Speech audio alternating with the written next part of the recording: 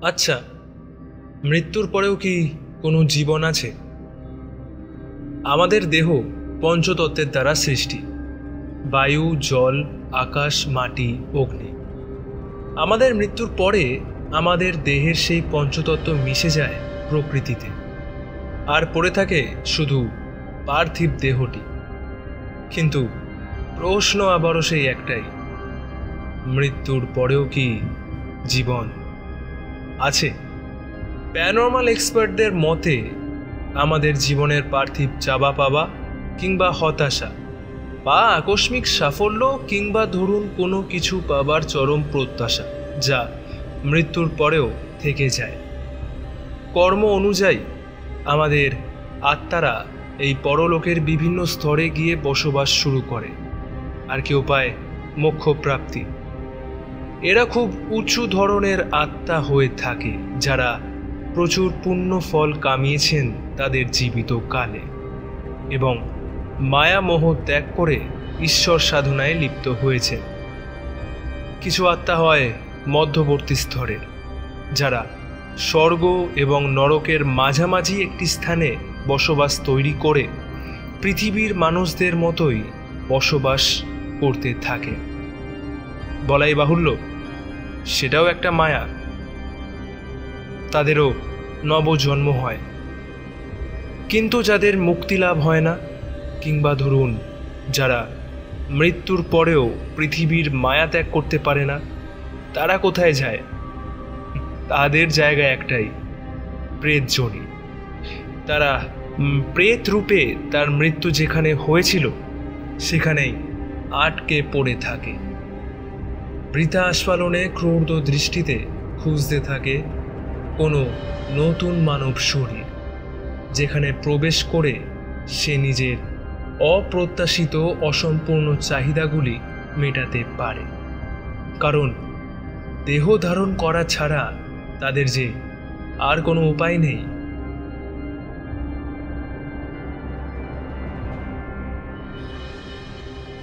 রাত তখন ঠিক 3টে। বলা হয় এই সময় শয়তান জেগে ওঠে। রক্ততৃষ্ণায় ছটফট করতে থাকে সে, খুঁজতে থাকে নতুন কোনো শিকার, নতুন শরীর। কলকাতা শহরতলি তখন ভীষণ ক্লান্ত, দুই চোখ ভরে গভীর নিদ্রা। দক্ষিণ কলকাতার ছোট্ট একটি ফ্ল্যাট ভাড়া করে থাকে অভিষেক। ফ্ল্যাটটি নেবার সময় অনেকেই তাকে বারণ করেছিল, কিন্তু তাচ্ছিল্য ভরে সে তাদের আশ্বাস দিয়েছিল যে সে ভীষণ সাহসী এবং ভূত প্রেতে তার বিন্দু মাত্র বিশ্বাস নেই। ব্যাপারটা তাহলে খুলেই বলি। অভিষেক একজন অবিবাহিত যুবক। বাড়িতে তার বিধবা মা এবং বোন রয়েছে। বর্তমানে অভিষেক আইটি কোম্পানির ম্যানেজিং ডিরেক্টরের পদে সসম্মানে কর্মরত। ব্যস্ততার মাঝে শনি এবং রবিবার তার অখণ্ড অবসর। এই সময়টা সে কাটায় ভূত আর প্রেত চর্চার মাধ্যমে। বিভিন্ন ওয়েবসাইট ঘাঁটতে থাকে, বিভিন্ন নোবেল এবং আর্টিকেলস পড়ে। সে ভীষণ একা। ইদানিং হঠাৎ হঠাৎ মাঝরাতে তার ঘুম ভেঙে যাচ্ছে। তার মনে হচ্ছে ঘরের ভিতর কে যেন চলে ফিরে বেড়াচ্ছে। কখনো বাথরুমের ভিতর কল খোলার শব্দ, কিংবা কানের কাছে রিনরিনে হাসি। হঠাৎ করে ঘরের ভিতরের তাপমাত্রা কমে যাওয়া। কিন্তু এগুলোকে সে হ্যালোসিনেশন বলে উড়িয়ে দিয়েছে। যথারীতি আজও ঠিক রাত 3টের সময় হঠাৎ তার ঘুমটা ভেঙে যায়। চোখ খুলে দেখে সামনের টেবিলে রাখা ল্যাপটপ থেকে এক জোরালো আলো ঠিকরে বেরোচ্ছে। তার মনে পড়ল, ঘুমের আগে তো সে ল্যাপটপটা বন্ধ করেই ঘুমিয়েছিল, তাহলে সেটা আবার অন হলো কি করে? ল্যাপটপে চোখ রাখতেই সে চমকে উঠল। নিজের মনেই প্রশ্ন করল, এ কি? এগুলো সব কি হচ্ছে? এই ওয়েবসাইটটাই তো সে খুঁজে চলেছিল গত কয়েক মাস ধরে, কিন্তু এটা হঠাৎ কিভাবে অ্যাপিয়ার্ড হলো? কাঁপা কাঁপা হাতে কিবোর্ডে হাত দিতেই দেখল স্ক্রিনে বড় বড় করে ওয়েবসাইটটির নাম লেখা, দি গেট অফ দি হেল। কোনো রকমে ঘাম মুছে এন্টার বাটনে চাপ দিতেই খুলে গেল একটি নতুন পেজ, যেখানে রয়েছে ভয়াবহ সব দৃশ্য, অসংখ্য ভিডিও এবং ইমেজ। একটা ভিডিও খুলতেই চোখে পড়ল কিছু মন্ত্র উচ্চারণ করে চলেছে একজন মানুষ, সারা শরীর ঢাকা স্যাটিনের কালো পোশাকে। মন্ত্র উচ্চারণের সাথে সাথে সেই ব্যক্তিটির চারপাশ কুয়াশাচ্ছন্ন হয়ে পড়ল। তারপরে কানে আসলো তীব্র গর্জন, যেন মাটি ফুঁড়ে বেরিয়ে আসছে শত শত জরাজীর্ণ কঙ্কাল। রুদ্ধশ্বাসে দেখতে থাকে অভিষেক, কিন্তু কিছুক্ষণের মধ্যেই ভিডিওটি শেষ হয়ে যায়। পরের ভিডিওটিতে ক্লিক করতেই সে দেখতে পায় একটি অন্ধকারাচ্ছন্ন স্থান। একটি ছেলে হেঁটে চলেছে রাস্তা দিয়ে। তার মুখটি দেখা যাচ্ছে না, কিন্তু বেশ অভিজাত বলেই গণ্য হলো তার। ঠিক তার পিছনে একটি ছায়ামূর্তি তাকে অনুসরণ করে চলেছে। তার পা দুটি মাটিতে ঠেকছে না, সে যেন শূন্যে উড়ে চলেছে। হাত দুটি সামনের দিকে প্রসারিত। কিছুক্ষণ পরে সেই ছেলেটি একটি ফ্ল্যাটের সামনে এসে দাঁড়ায়। ছেলেটা মুখ তুলতেই চমকে ওঠে অভিষেক। এ কি দৃশ্য দেখলো সে? এ তো সে নিজে। অভিষেক নিজেকেই দেখছিল এতক্ষণ ধরে সেই ভিডিওতে। তার হৃদস্পন্দন দ্রুত থেকে দ্রুততর হচ্ছে, তার দম বন্ধ হয়ে আসছিল যেন। ভিডিওটা পজ করে সে দৌড়ে ফ্রিজের সামনে গেল জল খেতে, কিন্তু ফ্রিজটা খুলতেই সে ভয়ে পিছিয়ে এলো 2 পা। সে যেন নিজের চোখকে বিশ্বাস করতে পারছিল না। ফ্রিজের মধ্যে হাঁটু মুড়ে বসে রয়েছে একটি মেয়ে। ঘাড়টি হেলে পড়েছে সামনের দিকে, মুখ চুলে ঢাকা। অভিষেক কোনো ক্রমে ফ্রিজের দরজাটা বন্ধ করে ছুটে আসে তার রুমে। দরজাটা সশব্দে বন্ধ করে বিছানায় অজ্ঞান হয়ে এলিয়ে পড়ে।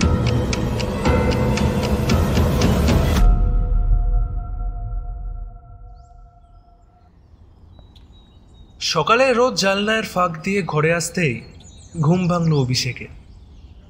কাল রাতের সেই অনন্ত বিভীষিকার আজ চিহ্ন মাত্র নেই। ঘুম থেকে উঠেই সবার আগে চোখ পড়ে তার ল্যাপটপের দিকে। সেটি বন্ধ অবস্থায় পড়ে রয়েছে। আশ্চর্য তো, নিজের মনেই বলে ওঠে সে। সব কিছু একটা দুঃস্বপ্নের মতো মনে করে সে তার প্রাতকৃত সেরে বাজারের ব্যাগটি হাতে নিয়ে বেরিয়ে পড়ে।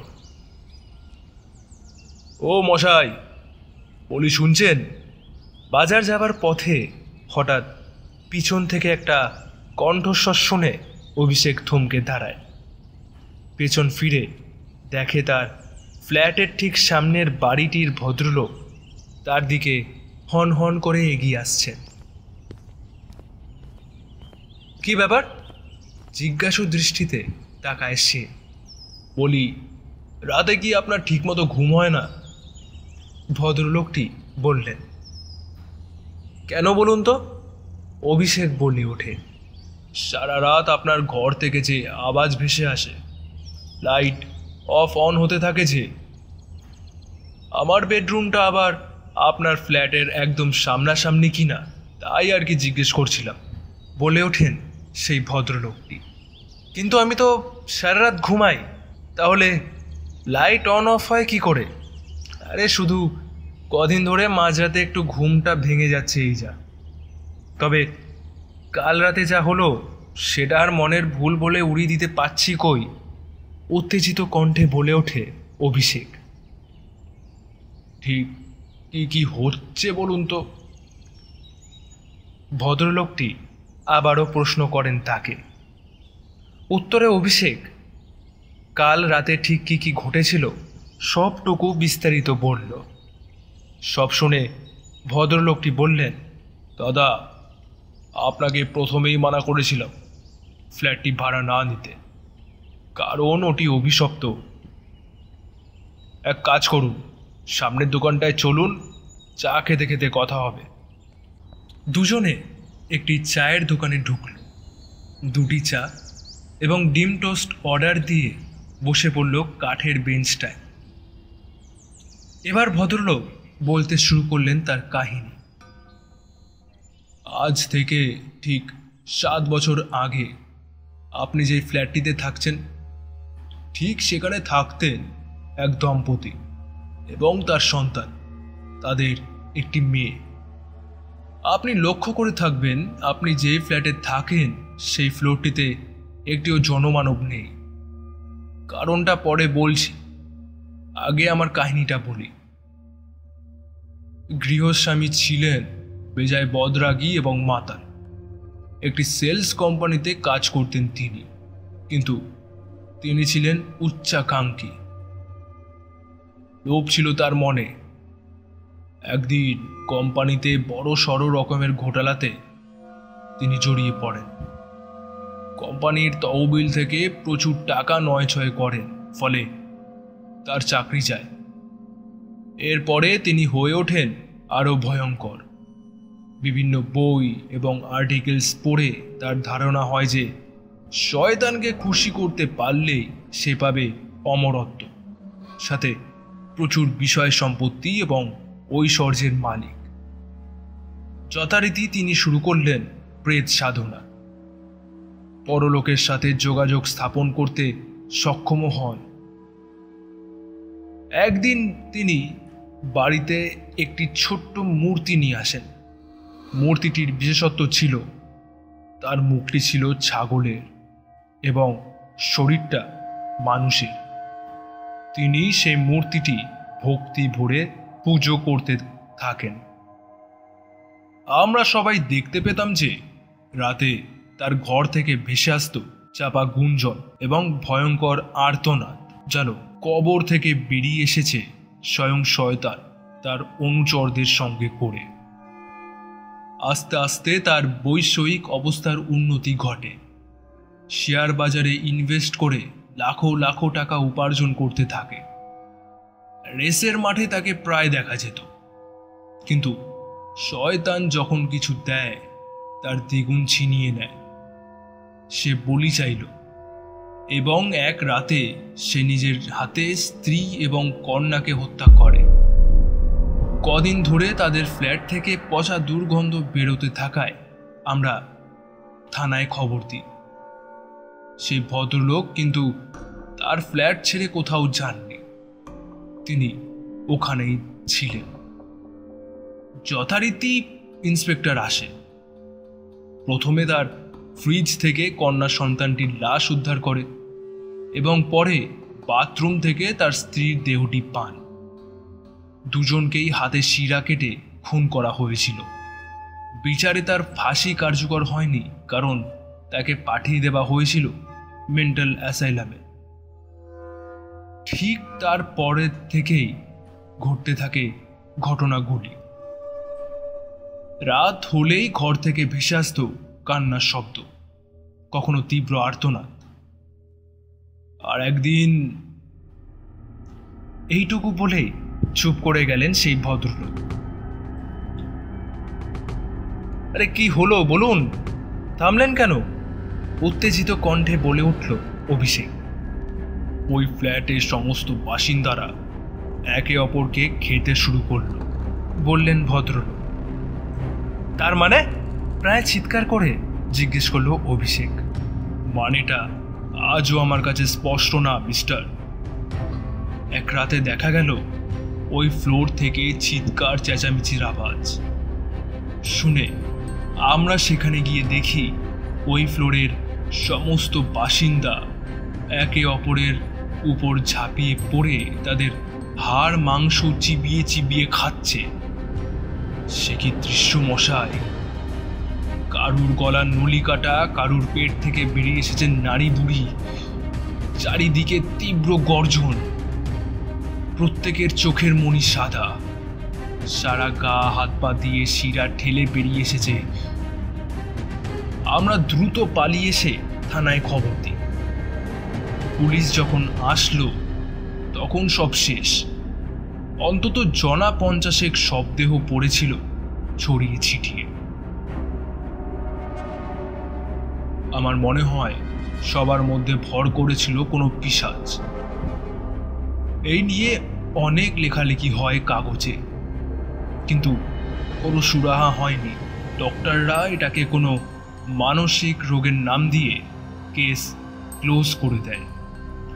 তারপর থেকে আবাসনের ওই ফ্লোরটিতে আজও কোনো লোক বসবাস করে না।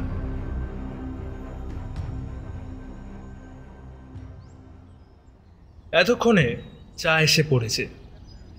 দুজনে চা পান করে চলে যায় নিজেদের গন্তব্যস্থলের দিকে।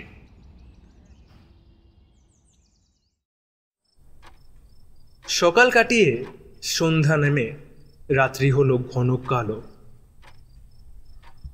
অভিষেকের চোখে আজ ঘুম নেই। সে ভূত প্রেত নিয়ে গবেষণা করে শুধু এটা দেখার জন্য, বা বলা যায় প্রমাণ করার জন্য, যে ভূত প্রেত বলে আদৌ কোনো কিছুর অস্তিত্ব হয় না। কিন্তু এতদিন ধরে তার সাথে যা যা ঘটে চলেছে সেটাকে কি ব্যাখ্যা দেবে সে? ঘড়ির দিকে চেয়ে দেখল রাত প্রায় 3টে। আজও কি হয় কে জানে। ঠিক তক্ষুনি শুনতে পেল খিলখিল করে হাসির শব্দ। ধর্মর করে উঠে বসল সে। হঠাৎ কালকের মতোই ল্যাপটপটা অন হয়ে গেল। দেখা গেল সেই ওয়েবসাইটটি।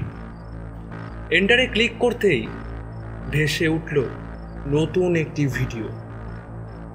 ভিডিওর ক্যাপশনে লেখা ছিল, এই রাত তোমার আমার। কাঁপা কাঁপা হাতে সেটি ওপেন করতেই ভয়ে 2 পা পিছিয়ে এলো সে। এ কি দেখছে সে? এ তো তারই ফ্ল্যাট। এই তো সে ল্যাপটপের সামনে বসে আছে তারই বেডে। কিন্তু তার পাশে এগুলো কে? কয়েকটা ছায়ামূর্তি তাকে ঘিরে ধরে নেচে চলেছে যেন। কিন্তু বাস্তবে তো এমন কিছুই হচ্ছে না তার সাথে। তাহলে ভিডিওটিতে এমন দেখাচ্ছে কেন? কোনো পশু বলি দেবার আগে যেমন করে আগে পুজো করা হয়, ঠিক তেমনিভাবেই তাকে ঘিরে কোনো কিছুর পুজো করা হচ্ছে যেন। সে আরও ঝুঁকে এলো ল্যাপটপের সামনে।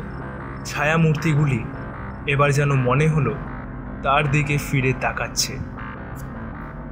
হঠাৎ ল্যাপটপের মধ্যে থেকে একটি সাদা হাত বেরিয়ে এসে তার গলাটা চেপে ধরল। সে যন্ত্রণায় ছটফট করতে লাগলো। লাথি মেরে সে ফেলে দিল ল্যাপটপটি আর দৌড়ে পালিয়ে গেল দরজার সামনে। কিন্তু এ কি, কোথায় দরজা? সেখানে তো নিরেট দেওয়াল ছাড়া আর কিচ্ছু নেই। বৃথা আস্ফালনে সে সেই নিরেট দেওয়ালে ঘুষি মারতে লাগলো প্রবল আক্রোশে। সে ছুটে গেল ব্যালকনিতে। ওই তো দেখা যাচ্ছে সিকিউরিটি গার্ডকে। সে তাকে চিৎকার করে ডাকতে গেল, কিন্তু গলা দিয়ে কোনো শব্দ বেরোলো না।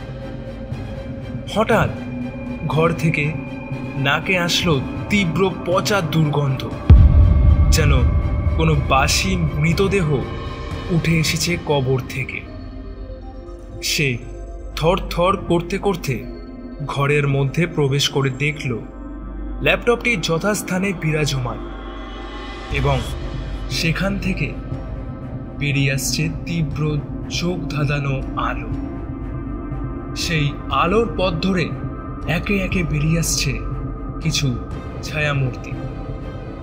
সে এক পা করে পিছিয়ে আসতে লাগলো ব্যালকনির দিকে। আরেকটু এগোলেই নিশ্চিত মৃত্যু। ছায়ামূর্তির সংখ্যা এক এক করে বাড়তে শুরু করল। এবার তারা ধারণ করল স্বমূর্তি, যেন অনেক লাশ একসাথে উঠে এসেছে নরকের দুনিয়া থেকে। তারা তাদের দুই হাত প্রসারিত করে এগিয়ে আসছে তারই দিকে। তাদের মুখ থেকে বেরিয়ে আসছে তীব্র জান্তব গর্জন। তারা এগিয়ে এলো কাছে, আরো কাছে, আরো কাছে। অভিষেক স্পষ্ট অনুভব করল মৃত্যুর সম্মুখে।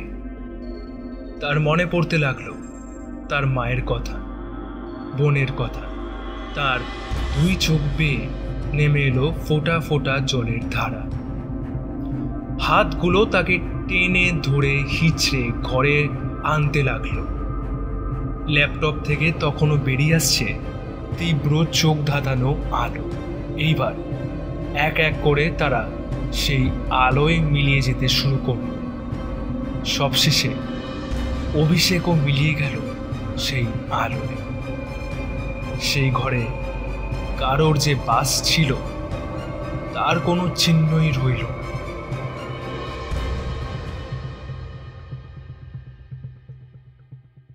পরের দিন সকালে গোয়ালা দুধ দিতে এসে বারবার বেল বাজিয়েও কাউকে না পেয়ে প্রতিবেশীদের খবর দেয়। তারা দরজা ভেঙে ঘরে ঢুকে অভিষেকের কোনো অস্তিত্বই দেখতে পায় না, অথচ দরজা ভেতর থেকে বন্ধ ছিল। এরপর মিসিং ডায়েরি করা হয়, কিন্তু তাতেও কোনো ফল হয় না। শয়তান আবারও একজনের বলি নিল। অভিষেকের অন্তর্ধান রহস্য রয়ে গেল বন্দি ল্যাপটপে। আজও যদি কেউ ওয়েবসাইটটি খুলতে চান তাহলে রাত 3টের সময় দেখতে পারেন। সেখানে হয়তো পেতে পারেন অভিষেককে আর তার ওই দিনের সমস্ত ঘটনার ভিডিওটি। তবে আমি বলবো, ভূত প্রেত নিয়ে চর্চা না করাই ভালো। তাতে ইভিল স্পিরিট আপনার দিকে আকর্ষিত হতে পারে। তাতে হয়তো আপনিও বন্দী হয়ে যেতে পারেন নরকের অন্ধকারাময় দুনিয়াতে। যুগ যুগ ধরে বন্দী হয়ে থাকবেন শয়তানের মধ্যে, মুক্তি পাবেন না। আজও সেই ফ্ল্যাট বাড়িতে রাতে আলো জ্বলে। আজও শোনা যায় হাসির শব্দ কিংবা কারোর তীব্র আর্তনাদ। আজও শয়তান খুঁজে চলেছে তার শিকার। আরও একটা বলি, আরও একটি নতুন শরীর।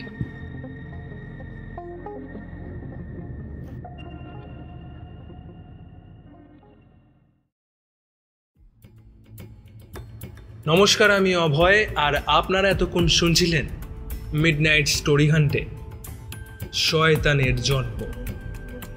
কেমন লাগলো আজকের গল্প জানাতে ভুলবেন না। আর এই রকমই নিত্য নতুন গল্পের আপডেট পেতে এখনই সাবস্ক্রাইব করুন আমাদের চ্যানেল মিডনাইট স্টোরি হান্টকে। আর পাশে রাখা বেল আইকনে প্রেস করে দিন যাতে প্রত্যেক সপ্তাহের গল্প সবার আগে পেতে পারেন। সুস্থ থাকবেন, সঙ্গে থাকবেন আর শুনতে থাকবেন।